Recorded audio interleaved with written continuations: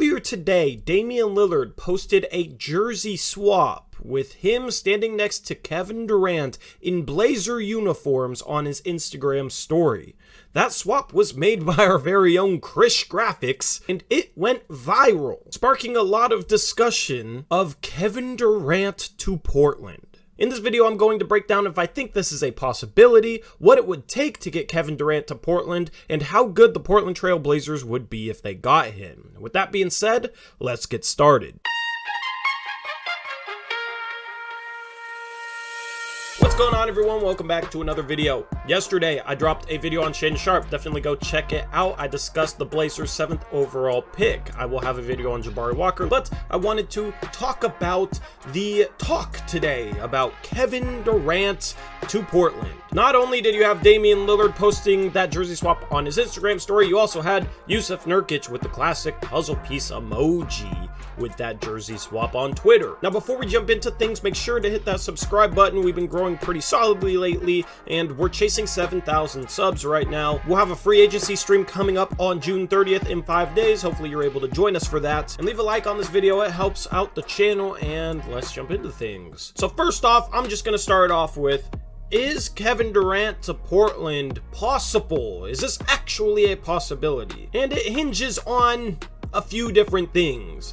First, I think Kevin Durant would have to want to come to Portland. I don't think Portland has the assets unless Kevin Durant creates some sort of leverage for them by saying that that's where he wants to go and that he doesn't want to go to other teams. I don't think that's realistic, but I don't think that there's a 0% possibility of that. Maybe there's like a 0.5%, because Damian Lillard, Jeremy Grant, and Kevin Durant all played on Team USA in the Olympics last summer, and apparently during that time, Damian Lillard and Kevin Durant were trying to recruit Jeremy Grant to join their respective teams. Dame won out in the end. Jeremy Grant is now a Portland Trail Blazer, and now maybe the tables turn, where instead of Jeremy Grant being the one being recruited by both those guys, instead it's Dame and Jeremy Grant trying to recruit KD. But the problem is with Kevin Durant is that he is starting the first year of a 4-year contract this next year. So it's not like he's about to become a free agent and he can leverage his free agency into getting what he wants. Even if he wanted to come to Portland, Brooklyn wouldn't be obliged to trade him to the Trail Blazers. They could trade him wherever they wanted to. And whatever team traded for Kevin Durant would have him under contract for multiple years. So in the end, where KD wants to go might not mean anything whatsoever. And that's dependent on him even wanting a trade in the first place. So already,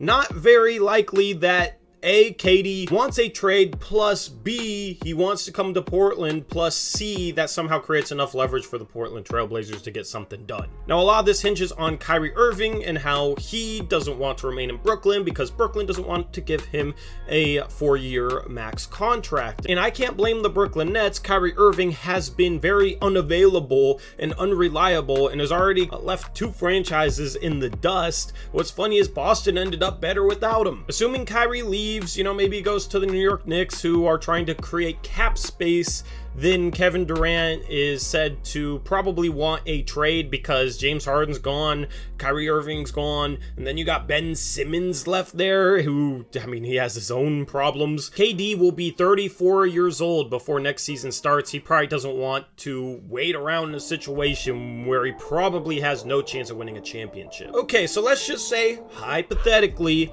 Kevin Durant wants to come to Portland. The Portland Trail Blazers are willing to trade for Kevin Durant, and the Nets are able to be a little bit leveraged in this situation. What would it take for the Blazers to get Kevin Durant? Well, Kevin Durant for the 2022-2023 season is making $44 million.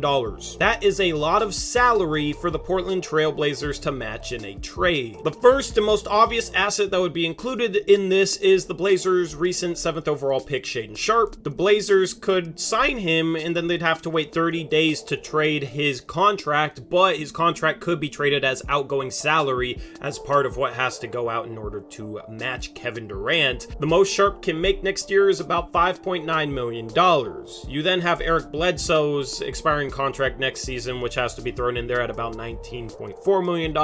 Then you'd have to trade out Keon Johnson, Greg Brown, and Didi Louzada, as well as one of Justice Winslow or Nasir Little to to match salary. This barely gets Portland into matching territory, and in terms of asset value, it'd have to be Nasir Little with Shaedon Sharpe, and then all the other filler contracts, Keon Johnson, Greg Brown III, and Eric Bledsoe. Now, Portland owes their 2023 first-round pick to Chicago. Portland would probably have to make that completely unprotected in order to open up their future firsts. Portland right now can't trade any of their future firsts because the first they owe Chicago next year is lottery protected for this year, and then the year after that, and then the year after that, and then the year after that. So Portland, as part of this trade with the Bulls for Larry Nance Jr., could be trading their 2026 first to Chicago. They don't have full control of that first, therefore they can't just send it out to Brooklyn. So Portland would have to go and change the protections on that pick, probably making it unprotected next year, where the Bulls get it regardless. Therefore, Portland doesn't owe Chicago a potential first years down the line. And then Portland would probably just have to give up as many first round picks as possible. Now, you cannot trade first round picks in back-to-back years. You have to have a first round pick one out of every 2 years. So Portland already trading their 2023 first. They could not just outright trade their 2024 first. What they would probably have to do is offer Brooklyn the right to swap, where Brooklyn would get the best out of Portland's and Brooklyn's 2024 first, and Portland would get the worst. Therefore, they would still have a first round pick. Then it would probably be a unprotected 2025 first round pick from Portland, a 2026 right for Brooklyn to swap first, a 2027 unprotected first round pick from Portland, a 2028 right to swap for Brooklyn, and then a 2029 unprotected Portland first round pick. This would get Brooklyn 3 unprotected firsts in 2025, 2027, and 2029, and then they would also get 3 pick swap rights in 2024, 2026, and 2028. That is the most that Portland could give up in terms of first round pick value. However, even with 3 unprotected firsts, 3 first swaps, Shaedon Sharpe, and Nasir Little, and a bunch of filler salary, it still is likely not to be enough for the Brooklyn Nets to trade Kevin Durant. We're talking about one of the best players in the world, a generational talent who's still putting up gaudy numbers. Kevin Durant last season averaged 29.9 points per game, 7.4 rebounds, 6.4 assists, shooting 52% from the field, including 57% from 2 and 38% from 3. He shot 91% from the free throw line, true shooting percentage of 63%. That is statistically phenomenal. I mean, it's Kevin freaking Durant. So that package would probably not be enough. Shaedon Sharpe is a blue chip young prospect, super high ceiling. Nasir Little and Keon Johnson are solid young prospects to throw in, and then you get 3 future firsts. I mean, it's not the worst package. It's better than what the Lakers could give up, the Clippers could give up. I think it's better than potentially trading him to the Phoenix Suns for a maxed out DeAndre Ayton. That doesn't make much sense to me. Of course, Phoenix could also offer a Mikal Bridges and their own combination of future first round picks, but it all come down to, do the Nets really like Shaedon Sharpe? Most likely. The only way where I say this has a realistic chance of happening is if there's a sign and trade including Anthony Simons going to Brooklyn, but the problem with that is that Anthony Simons would have to want to go to Brooklyn. You can't just sign and trade him wherever you want him to go because he's a free agent, and he has his own autonomy in that situation. He can choose where he wants to go. Since he's a restricted free agent, maybe you could see another team trying to sign and trade for him because the Portland Trailblazers could match, and therefore Portland could use that leverage to try and sign and trade Anthony Simons elsewhere for maybe a couple more first round picks or young assets that they could then flip Brooklyn's way. At that point, it becomes a little bit iffy if the Blazers would do it. I mean, you're talking about a generational talent, so you probably still have to. You'd still have a starting lineup of Damian Lillard, Josh Hart, Kevin Durant, Jeremy Grant, and Yusuf Nurkic. That would be a contention team. So yeah, I'd still... I hate to say it, but I'd still do that trade. It would kind of be bittersweet seeing Ant go, seeing Shaedon Sharpe go, even though we've only had him for 2 days.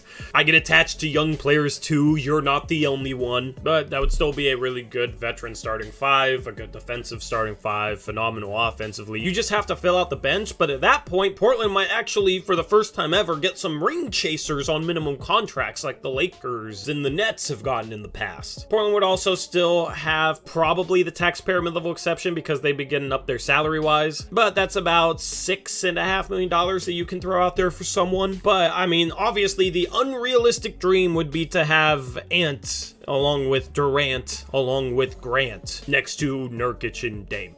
that would be phenomenal. And if you could have Hart off the bench and then, you know, a couple free agency signings, like, yeah, you're freaking absolutely set. But that's not realistic. It would probably take Simons and Sharp and Nasir Little and Portland unprotecting their 2023 first to Chicago, and then trading 3 unprotected future firsts and 3 unprotected pick swaps to the Nets for KD. That's what it takes to get a player of that caliber. And if you think that's too much, just ask yourself, if Damian Lillard potentially wanted out, would this package be good enough if he is under contract for the next 4 years? Anyway, let me know what you think about these rumors. Would you trade for Kevin Durant even if it took that whole package, including Ant, including Sharp, including Nas, and all those firsts? Let me know down in the comment section below. I'm pretty sure you guys would all do it if we kept Anthony Simons. But if we had to throw him in there, would you do it? I mean, I think most people would say yes, but I'm curious to see what you have to say down in the comment section below.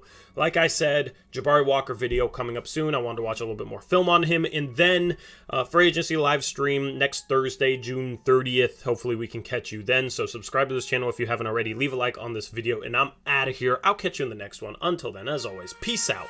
Go Blazers.